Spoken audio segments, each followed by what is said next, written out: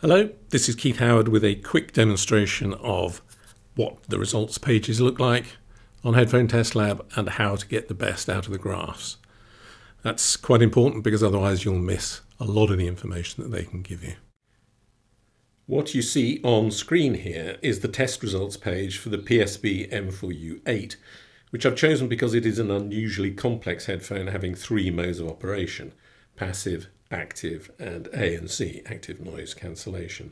So it has a large number of graphs, 24 when I recorded this video, perhaps more in future, plus a test table.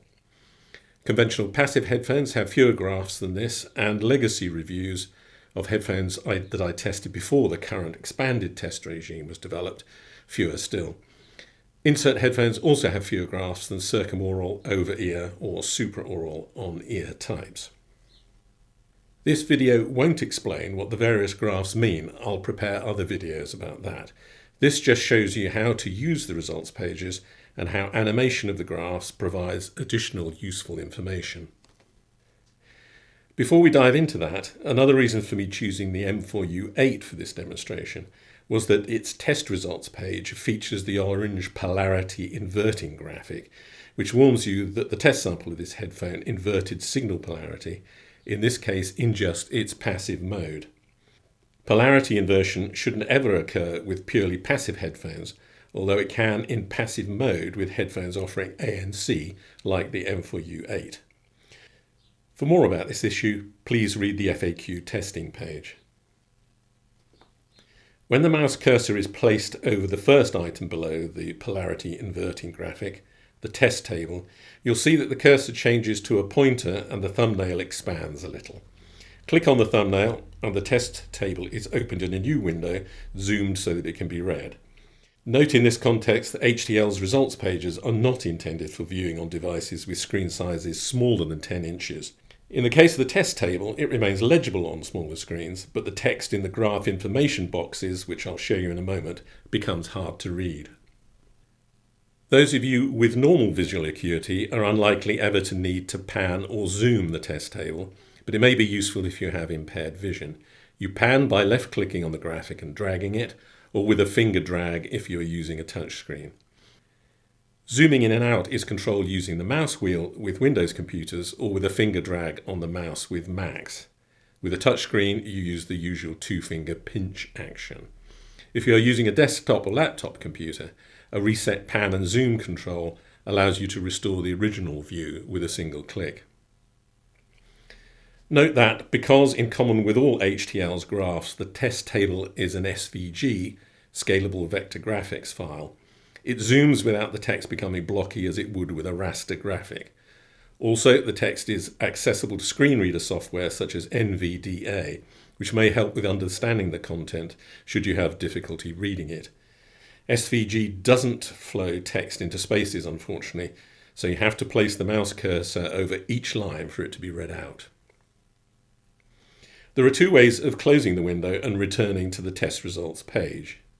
You can either click on the cross at the top right of the screen or use the keyboard's escape key. If you'd like to read more about SVG, by the way, you can via HTL's Words Additional Content menu. Now let's view one of the simpler graphs showing the headphone's uncorrected frequency responses in passive mode. As before, you can pan the image and zoom it without it ever becoming blocky. At low frequencies, the traces become angular at high magnification, but that's due to the resolution of the measurement itself, not the graph file format. Each graph trace here comprises 1000 points, equally spaced along the length of the horizontal axis, so generally they appear smooth. SVG was chosen for HTL's graphics not just because it allows them to be zoomed without becoming pixelated, it also allows for animation, which the graphs exploit to provide further information and, in some cases, to provide user control of the graph traces. All HTL's graphs have, towards their lower right corners, an information symbol, a white letter I within a blue circle. Placing the mouse cursor over this causes a pop-up information box to appear, which provides details about what the graph is showing and how the measurement was performed. Moving the mouse cursor off the information symbol causes the pop-up to disappear. Mobile devices behave a little differently. You have either to tap the eye symbol if using a touchscreen or click on it if using a mouse. If I close the uncorrected responses graph and now open one of the corrected responses graphs instead, again for the M4U8's passive mode, I can show you another type of animation that some of the graphs provide. This is a complex graph with 5 overlaid traces, and these can be difficult to discern. But each can be displayed individually by placing the mouse cursor over the appropriate key rectangle beneath the graph title. In any HTL graph which has a boxed key item, that item can be selected by placing the mouse cursor over it.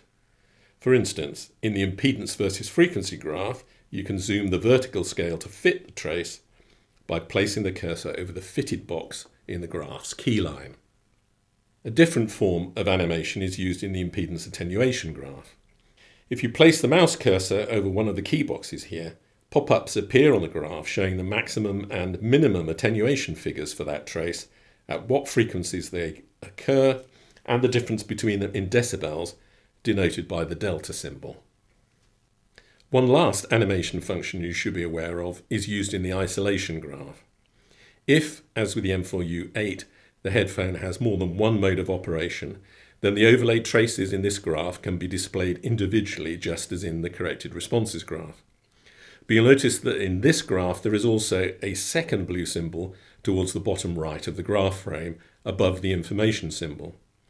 Placing the mouse cursor over this causes an attenuation table pop-up to appear, which lists the overall attenuation that the headphone provides in each mode of operation for a variety of different environmental sounds that you might wish a headphone to provide isolation from. There we are, that's a quick run through of viewing the test results on HTL and making the most of the graph animation features.